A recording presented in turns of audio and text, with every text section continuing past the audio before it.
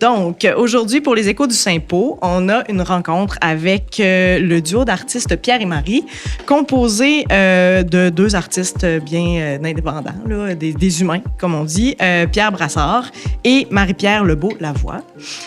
Donc, bienvenue. Merci d'être là aujourd'hui.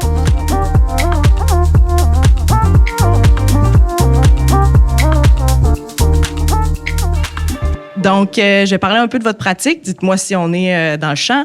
Donc, votre pratique est poétique et engagée et elle explore des formes variées. Donc, on parle de photographie, de sculpture, en passant par l'art sonore. Donc, vraiment, vous avez de différents médiums que vous venez aborder au travers de votre pratique. Et puis, vous cherchez à créer des ponts entre l'art actuel et le public, quel qu'il soit.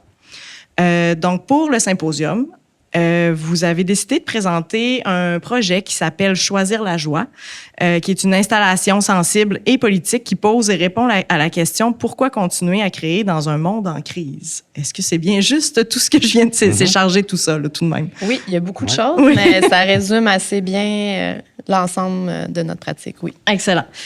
Donc, pour commencer, j'aimerais ça qu'on aborde votre projet ici pour le symposium, qui est Choisir la joie. Est-ce que vous pouvez nous dire un peu d'un côté d'où ça vient, comment ça s'est créé, ce projet-là, puis qu'est-ce que vous voulez faire au travers de ce projet-là?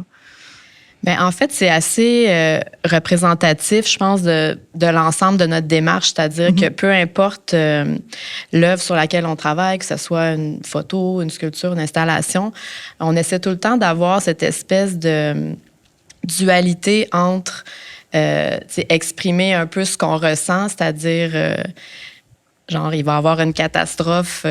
On a comme un sentiment de catastrophe imminente, un peu, avec toutes les crises qui se passent dans le monde, bon, que ce soit au niveau politique ou environnemental. Tout ça, ça nous habite profondément en tant qu'humains. Puis on se sent un peu c'est comme plus fort que nous, un peu, d'essayer d'aborder ça dans notre travail. Ouais. Mais en même temps, ça serait comme irresponsable de parler juste de ça, de genre plomber le moral de tout le monde. Ouais.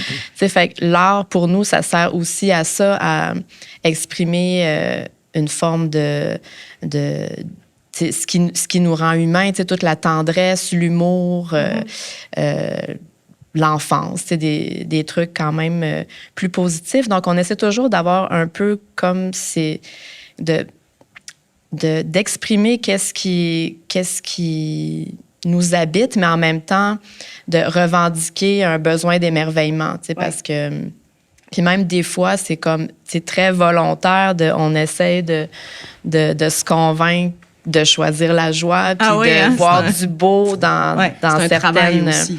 Oui, fait qu'il y a toujours comme de la gravité, mais de la tendresse en même temps. Mais c'est assez conscient, mais assez représentatif aussi de comment on voit la vie.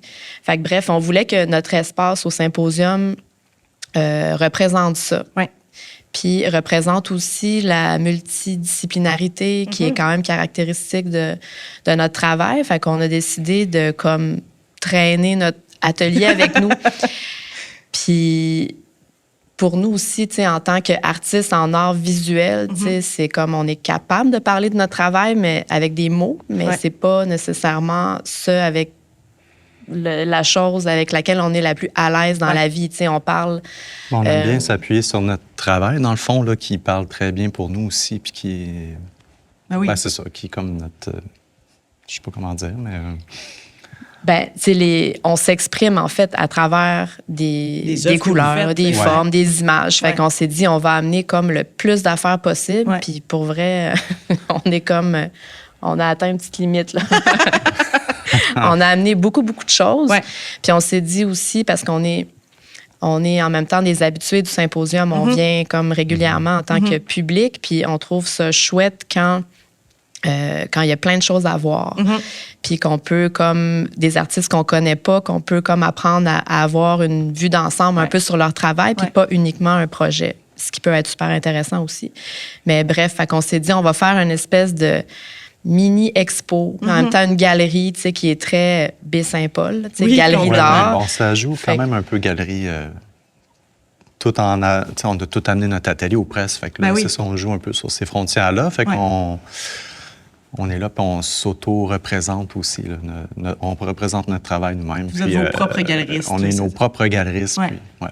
C'est bon. On trouve ça drôle. Prêt à toute éventualité. Fait que c'est ça, expo, galerie, atelier, on a plein d'œuvres en cours de fabrication, des bouts de maquettes, des bouts de matériaux. Puis on a aussi un projet pour le symposium. Oui. C'est bon. Fait que voulez-vous me parler un peu de ce projet-là en cours qui consiste un peu en travailler autour de la chandelle? Vous avez quand même, depuis un bout dans votre pratique, travaillé autour de la chandelle de fête. Donc là, vous poussez encore plus loin cette chandelle-là de fête? Oui. Ben, tu sais, l'image... C'est peut-être repartir à zéro. Dans le fond, l'image de la bougie d'anniversaire, de la chandelle, c'est vraiment, ça représente super bien l'espèce de petite dualité que je parlais tantôt. C'est-à-dire que dans le même objet, tu as comme une bougie d'anniversaire, c'est la fête, la célébration, ce qu'on met sur nos gâteaux d'anniversaire. Mais en même temps, il y a comme une image de... C'est très éphémère. Là, Après 2 minutes, la bougie n'existe plus. Puis c'est comme une métaphore un peu de la finalité qui s'en vient. Qui nous guette. Puis il y a comme un côté, le feu puis la destruction. Fait qu'il y a quelque chose qu'on trouve intéressant au niveau visuel. Fait qu'on travaille la bougie... on a dans plusieurs matériaux, mais bref, pour le symposium, on a décidé de partir d'une petite sculpture à peu près, 5-6 pouces de haut, qu'on a, qui est fait à partir de bougies d'anniversaire, mais qui est en fonte d'aluminium. Okay. Puis on a eu envie, on s'est demandé, en fait, qu'est-ce que cette sculpture-là aurait l'air dans un autre matériau, puis à une toute autre échelle. Ouais. Parce que c'est ça, on fait des petites constructions en bougies d'anniversaire, puis il y a quelque chose d'un peu architectural, où on dirait quasiment une charpente. Un petit peu bancal, oui. Un petit côté bancal, un peu chaotique, des espèces d'architecture impossible, mais tu sais... Fragile. Ouais. Mais vu aussi qu'on aime bien travailler dans l'espace public, ben là, on s'est dit, pourquoi pas jouer avec l'échelle de cet objet-là. Puis là, c'est ça qu'on fait. Fait qu'on a décidé de le scanner, de faire une photogrammétrie, puis de le reproduire en carton, en fait. Ouais. Donc, c'est ça. Avec le modèle numérique, on l'a déconstruit, puis c'est tout... on le refait comme un espèce de casse-tête géant, mais tout en carton. Fait que c'est couche par couche qu'on reconstitue cette sculpture-là. Un peu comme une impression 3D, mais bricolée, si on veut. À la main, là. Ouais. Il n'y a pas la machine qui le fait pour vous. Non, c'est ça. Puis ça, votre but, ça part d'une sculpture de peut-être 5-6 pouces, tu disais, Marie-Pierre. Votre but, c'est que ça arrive à quelle hauteur quand vous dites on veut la faire plus grande? 8 pieds. Ah ouais. OK. Juste un petit peu en dessous du plafond. OK, mettons. Pas pire. Une chance qu'on a des pas si petits espaces ici. Oui, c'est pas mal la hauteur du plafond qui a comme déterminé notre dimension, mais tu sais, c'est environ 15 fois plus grand. OK. Puis, c'est déjà, là, on a quelques jours quand même de casse-tête de fait, on estime qu'il y a à peu près 4000 morceaux, mais on les a pas comptés. Il y aura peut-être une surprise à la fin. À voir. Mais tu sais, on est rendu à, je sais pas, peut-être 1 pied et demi. Ouais. OK. 2 pieds, là, plus ou moins. Déjà, tu sais, on trouve que ça fonctionne super bien parce que l'idée de transposer une même forme dans un autre matériau ou à une autre échelle, tu sais, c'est vraiment... ça nous amène à avoir un autre rapport avec la forme. Puis, tu sais, quand on le voit en tout petit, on voit tout de suite, c'est des bougies d'anniversaire. Mais là, de les voir 15 fois plus grosses, on se dit pas, c'est des bougies d'anniversaire. Fait que, tu sais, les gens rentrent dans l'espace puis sont comme, vous faites une forêt ou on dirait un paysage avec des arbres qui poussent. Des stalagmites, genre presque caverneux aussi, là. Fait que, y a quelque chose qu'on trouve super intéressant. Fait, déjà, comme on voit autre chose dans cette même forme qui est comme à l'identique, là, tu sais, avec la photogrammétrie, c'est comme assez précis quand même, là. Fait que déjà, on voit autre chose dans cette forme-là. Fait que pour nous, ça fonctionne. Oui. Puis, vous en avez parlé un peu. Vous avez quand même une variété de médiums assez impressionnant. Puis, j'ai un peu l'impression, on en a parlé un peu ensemble, où est-ce que, c'est pas nécessairement toujours le médium qui va vous dire qu'est-ce que vous allez faire, mais selon ce que vous allez faire, là, vous trouvez le médium qui vient convenir. Voulez-vous nous en parler un peu? Parce que votre travail de recherche est assez colossal, mettons, dans votre pratique. Mais voulez-vous parler un peu de cette question-là de recherche de médium puis de comment est-ce que vous vous y prenez pour décider comment vous allez... qu'une œuvre va être en aluminium, par exemple, ou une œuvre va être en toutou, ou une œuvre va être en chandelle, parce qu'au final, c'est vraiment... Vous créez même des œuvres à partir de médiums qui en sont même pas, là. On a déjà fait des œuvres en jujube. Ah ben regarde, je suis contente. Qui pouvaient se manger. Je sais pas, c'est assez instinctif, je pense. Je sais pas si tu es d'accord avec ça. C'est comme une curiosité un peu qu'on a. Mais supposons comme les peluches, on a travaillé quand même quelques fois avec ça. On les assemble, on les démembre un peu, on va les teindre, on va les utiliser, faire des genres de paysages. Puis à un moment donné, on a une espèce de flash, on pourrait peut-être utiliser un type de peluche puis essayer de le transposer en fond d'aluminium. Fait qu'on essaie de trouver des façons pour que ça marche. Donc, on développe des techniques quand c'est possible, ou même les ballons en mylar. Ouais. On s'est dit, ça serait vraiment chouette d'arriver à faire une sculpture d'un ballon, mais semi-gonflé. Mais comment qu'on fait déjà de mouler quelque chose qui est semi-gonflé puis qui est plus ou moins solide, là? Donc, c'est de trouver des techniques. Fait qu'il y a comme des espèces de questionnements puis de petites prouesses techniques pour arriver à nos fins. Puis souvent, c'est des choses qui se font pas, ou en tout cas, on arrive à bypasser, là, à contourner un peu les règles là, dans les différents médiums. Des fois, pas toujours, mais donc ça arrive, ça nous permet de faire quand même des projets qui sont chouettes. Puis, c'est ça. D'apprendre. Puis oui, d'apprendre, mais de prendre un matériau puis de le transposer d'arriver à en faire d'autres choses là, avec un... Fait que ça, c'est chouette. Il y a quand même du jeu là-dedans aussi, au final. Là. Ouais. Oui, puis des fois, tu sais, en essayant, par exemple, je pense à un projet il y a plusieurs années qu'on travaillait à partir de la guimauve, puis là, on essayait de faire des sculptures en guimauve, puis on met du vernis par-dessus, des faire sécher, des assembler, de les mouler, puis là, on essayait de dire comment on peut faire que ça se conserve. Puis finalement, on s'est rendu compte que c'était plus un projet photographique qui serait intéressant de faire avec ça, puis c'est devenu une série photo, mais c'est ça, des fois, en jouant avec en s'amusant un peu avec les matériaux à l'atelier, ben là, le projet prend une autre direction. Mais moi, je pense qu'il y a peut-être aussi tu sais, nous, on est autodidactes. Fait que souvent, on utilise nos projets, puis nos projets d'art public particulièrement, pour essayer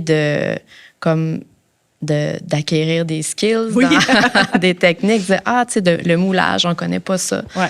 On pourrait peut-être essayer de comprendre comment ça marche, puis de faire venir quelqu'un à l'atelier, une experte en moulage, puis qu'elle nous montre comment faire, puis que là, ça ouvre une porte à plein de possibilités. Puis là, on se met à faire comme plein de petites sculptures en fonte d'aluminium parce qu'on triple là-dessus. Ouais. Ou, tu sais, apprendre le chrome récemment, que là, on veut tout chromer. Tout ce qu'on voit, on est comme... ça serait tellement beau, chromer. Ouais. Fait que c'est ça, c'est comme une curiosité aussi, puis d'apprendre... Mais je pense que, tu sais, tu as mentionné, je pensais pas aller là, mais je trouve ça important de le mentionner, que vous êtes autodidacte, puis que... Tu sais, il y a beaucoup d'artistes qui sont autodidactes, mais qui ont comme honte de le dire.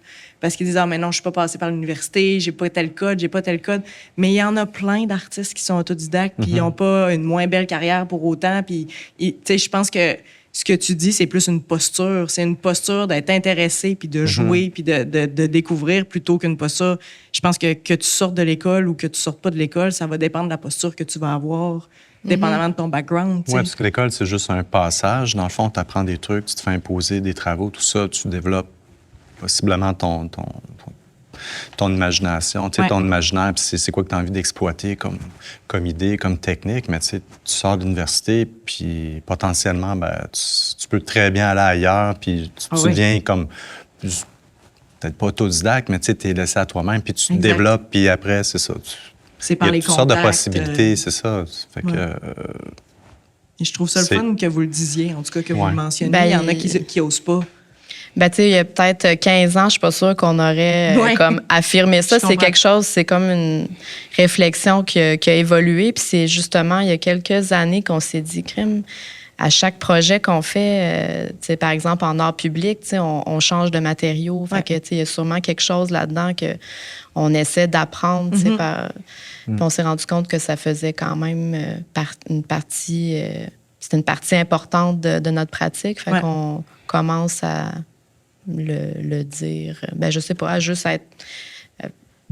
à assumer cet aspect-là, mais c'était pas le cas non, je comprends. il y a pas si longtemps encore. Mais je trouve ça le fun, ça fait un bel exemple d'artiste qui l'assume, puis c'est tout, ça fait partie. Parce que d'autre manière, être artiste, c'est toujours apprendre aussi. Là. C'est des essais-erreurs, fait que c'est juste de le... C'est ça, comme tu l'as dit, de l'assumer, mais je trouve que vous l'assumez vraiment bien. Voilà, j'avais des fleurs à vous lancer. Vous t'as un peu parlé d'art public parce que c'est sûr que ça fait partie aussi de votre pratique parce que, oui, il y a des œuvres que vous faites qui sont destinées aux maisons, qui sont destinées aux galeries, tout ça, mais vous avez quand même une pratique importante pour des œuvres qui sont présentées à l'extérieur, entre autres. Donc, est-ce que vous voulez nous en parler un peu? Comment est-ce que ça s'est venu s'imbriquer dans votre pratique? C'est comme, on dirait que ça a toujours été là, en tout cas, la volonté d'occuper l'espace public. C'est quelque chose qu'on a travaillé fort pendant plusieurs années pour essayer d'en faire, parce que c'est quand même pas évident de commencer, c'est ça, d'en faire une première, d'avoir, tu sais, d'obtenir la confiance, des jurys, d'un groupe de personnes, c'est ça, pour avoir la possibilité de faire une première œuvre d'art public. Mais là, ça fait quand même quelques années qu'on a la chance d'en faire, mais c'est quelque chose de très naturel ou instinctif pour nous. On aime réfléchir à... Des fois, on travaille sur des petites sculptures en atelier, puis ça pourrait être intéressant. Justement, la petite sculpture de bougie sur laquelle on travaille pendant le symposium, l'idée de la faire 15 fois plus grande, c'est qu'on l'imagine à l'extérieur, que les gens puissent passer au travers. Puis il y a comme une forme d'interaction avec les gens qui n'est pas pareil dans l'espace public parce que tu as comme accès à plein de gens qui sont juste là dehors puis qui ne s'attendaient pas à voir une œuvre d'art. C'est un désir de s'adresser au plus grand nombre, rendre l'art accessible le plus possible, puis de laisser un peu notre trace de cette façon-là, mais en même temps de susciter des discussions puis d'intéresser les gens à l'art actuel. Puis essayer de faire des projets qui sont quand même hors du commun le plus possible, puis de faire... tout le monde, je pense, tous les artistes essaient de faire ça, mais tu sais, on est quand même... jusqu'à maintenant, je pense qu'on réussit assez bien à ce niveau-là, mais vous faites rarement le même projet aussi. Il y en a qui vont utiliser même un même matériau souvent dans les différents projets d'art public qu'ils vont faire, mais vous avez quand même des fois, ça va être plus mural, des fois, ça va être plus sculptural, puis c'est très varié aussi, autant dans votre pratique que dans l'art public, en fond, ce que vous faites.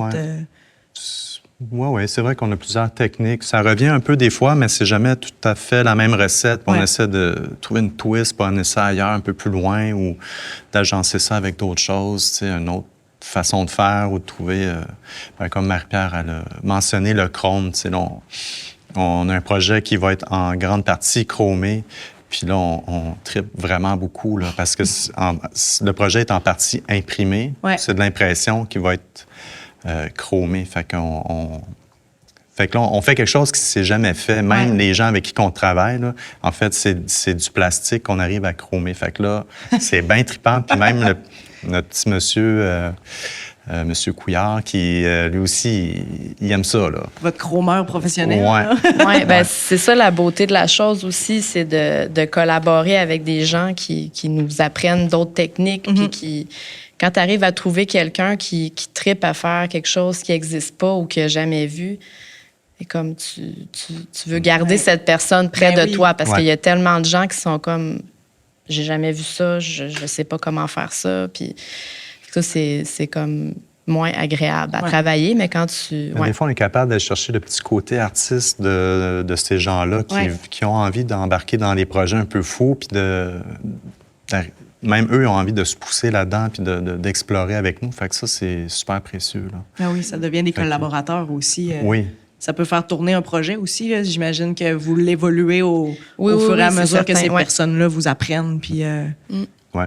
Wow, c'est vraiment beau tout ça.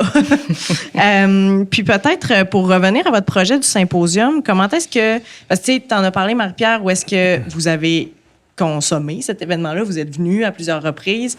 Qu'est-ce que ça fait là d'être l'artiste qui est visité par le public? Comment est-ce que ça se passe? Est-ce que vous êtes capable de travailler? Comment ça se passe une journée, mettons, au symposium? Ben, ça se passe. À date, c'est vraiment super, mais tu sais, on savait un peu à quoi s'attendre. Oui, vous l'aviez vu de l'autre bord. On a réfléchi au projet en ce sens-là aussi. Tu sais,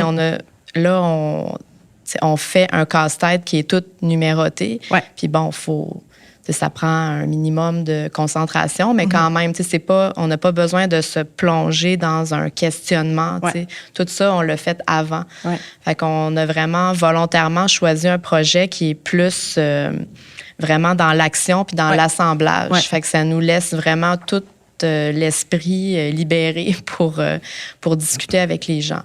Puis, ben, on a l'avantage d'être deux. Oui, ça l'aide beaucoup. Là. Fait que, il y en a beaucoup qui sont jaloux là, de tout ça. C'est quand même, c'est ça. Fait que, tu sais, mettons, Pierre peut comme continuer d'assembler le truc, puis moi, je peux comme aller plus vers les gens, aller parler, puis, tu sais, on peut se dédoubler, disons. Fait que ça a quand même un pas pire avantage. Puis là, on a même un helper pour la semaine. Là. Fait que... c'est ça. Ça, c'est vraiment chouette. T'sais, on veut vivre comme l'expérience du symposium pleinement. Fait que ça se on passe est super disponible. Bien. C'est vraiment chouette. Les gens sont intéressés. Nous autres aussi, on fait des belles rencontres. Fait que je pense qu'il y en a plein encore à venir. Fait que c'est ça. Puis là, vous avez votre fils avec vous cette semaine parce que c'est quand même rare qu'on a le couple d'artistes parents. C'est comment vous gérez tout ça, d'être et parent et artiste, parce que des fois, il y a le chum qui vient avec l'enfant, mais c'est sûr que vos enfants sont plus vieux. Mais comment est-ce que vous vivez ça, cette parentalité-là, en parallèle avec être artiste en résidence? C'est notre première résidence.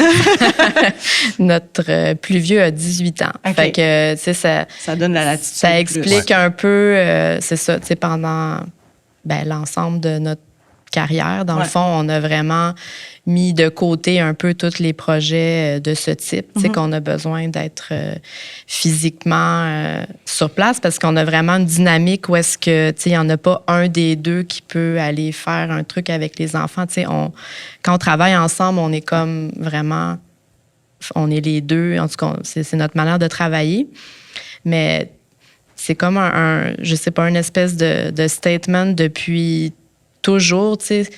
Je sais pas comment expliquer ça, mais on dirait que quand on est artiste, on s'attend de nous qu'on soit entier, puis que, tu sais, c'est pas toujours compatible avec, mettons, être parent, là, parce que, tu sais, c'est ça, c'est comme dans toutes les sphères de notre vie, on est artiste. Ouais.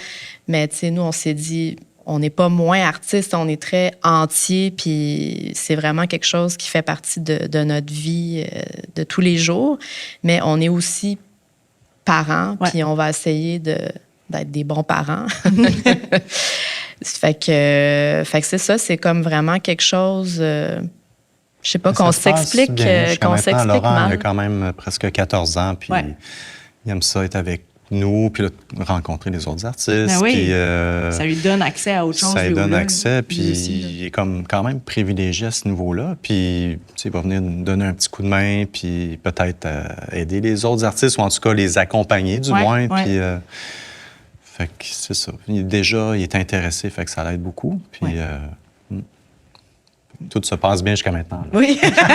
Pas encore d'enfant traumatisé de son processus de symposium. Non, c'est ça. Mais on a quand même attendu plusieurs années avant de faire d'appliquer, même d'exposer notre travail à l'extérieur du Québec. Là, c'est comme très, très récent dans notre pratique. Fait que c'est comme l'espèce de compromis qu'on a fait en disant on va se consacrer totalement à notre rôle de parent, mais à notre rôle d'artiste aussi, mais de manière plus locale, disons. Fait que là, c'est comme, on dirait, un nouveau pan de de notre pratique qui s'ouvre là, depuis peut-être, je dirais, 1 an, là, que nos enfants sont un peu plus vieux, puis qu'on arrive à se dégager de l'espace mental, qu'on sait qu'ils sont corrects. On a beaucoup d'aide aussi quand même de la famille. Là, tout ça ne serait pas possible sans la famille. Mais là, ça vous donne cette latitude-là, dans le fond. Puis, tu viens d'en parler, vous avez fait des expositions quand même à l'international dernièrement. Est-ce que vous sentez...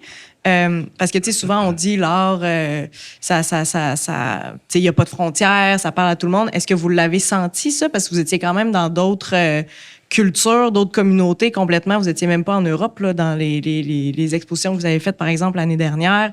Est-ce que vous avez senti une différente manière d'entrer en contact avec vos œuvres? D'entrer en contact, pas nécessairement. Je sais pas, hein? Je me suis pas posé cette question-là directement, mais les gens interagissaient. Est-ce que vous avez reçu les mêmes commentaires que vous receviez ici par rapport à vos œuvres, ou ils ont un autre angle d'approche? Mais je pense que c'est très spécifique à l'œuvre qu'on a présentée, par exemple, en Asie l'année dernière, puis là, on retourne prochainement, qui est vraiment une œuvre avec un propos assez engagé, qui est sur le capitalisme de surveillance, puis entre autres, c'était présenté dans le cadre d'une campagne de sensibilisation sur la reconnaissance faciale. Donc, il y avait vraiment comme des enjeux très spécifiques à cette œuvre-là. Quand nous, on l'avait présenté ici dans le Vieux-Québec il y a 2 ans, c'était vraiment plus autour de la géolocalisation dans les lieux touristiques. Il y avait comme un aspect engagé, mais pas au même niveau que... Pas de cette profondeur. Que là, par exemple, on a présenté à Taïwan, puis avec tout le contexte très tendu avec la Chine, puis les enjeux de surveillance, puis de caméras de surveillance qui sont absolument partout dans l'espace. Donc là, le propos de notre projet a fait en sorte que ça a pris comme un autre step vraiment comme... vraiment important. Mais la manière que c'était reçu, je sais pas, j'ai pas noté de différence, mais c'est surtout le milieu de l'art qu'on a, ce qu'on a entrevu, parce qu'on n'a pas été ici longtemps, là, qui était assez différent. On a participé à des tables rondes puis des discussions avec d'autres artistes. Puis, entre autres, un des sujets importants de ces tables rondes-là, c'était nos relations avec la censure. Ah oui. Fait que nous, on était comme... C'est pas le même contexte ici, là. On n'a pas de relation avec la censure, puis je connais aucun artiste pour qui c'est un enjeu majeur, important dans sa pratique. Fait que ça nous a vraiment fait un choc. Puis là, tous les artistes qui étaient invités sur cette table ronde-là avaient vraiment comme c'était vraiment comme quelque chose qui faisait partie de leur travail de manière non volontaire. C'est vraiment quelque chose... fait que c'est ça, fait que ça teinte... Le contexte politique et social teinte vraiment les pratiques. C'est une considération à avoir tout le temps que nous, on n'a pas à réfléchir ici pratiquement. Là. Non, c'est ça, c'est complètement absent de notre réflexion, de notre travail. Fait que c'était assez flagrant comme clash. Tant que ça ne fait pas les mêmes échanges dans une table ronde. Là, non, pas les mêmes on n'a pas parlé longtemps. Non. Il n'y en a pas.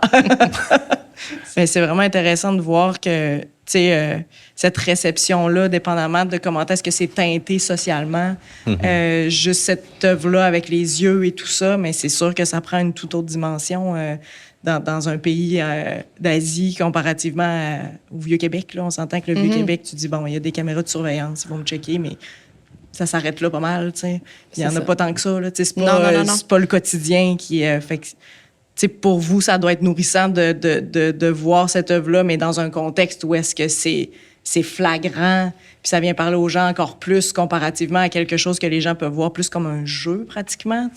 La portée politique devait être... oui, elle est là, mais elle n'est pas centrale. Non, c'est ça. Là-bas, c'est vraiment central. Ici, c'est peut-être plus en background. C'est plus l'idée de l'algorithme aussi qui nous surveille, qui nous connaît, tout ça. Mais eux autres, c'est vraiment au quotidien. C'est un enjeu politique majeur puis social. Là, Non, c'est ça. Donc, c'est ça. Fait que, mettons comme dernière question, qu'est-ce que je pourrais vous souhaiter pour votre symposium? Des belles rencontres. Il y a ça, la belle thématique qui revient. Ben, ouais, c'est un peu cliché de dire ça, mais tu sais, on est là pour ça, en fait, tu sais, pour...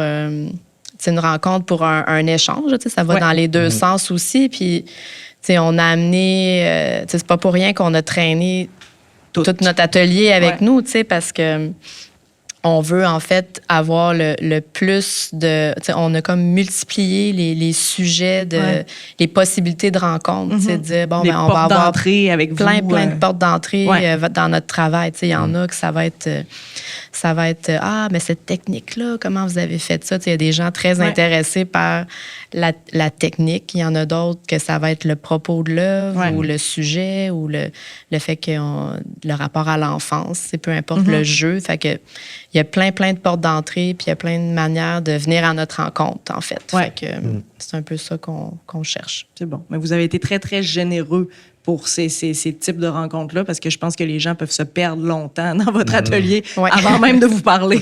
Il y a beaucoup à voir et à apprendre. En plus, vous avez un grand atelier, mais c'est pas une salle de musée, là.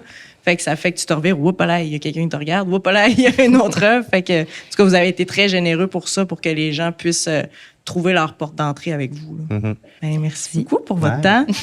Merci à toi.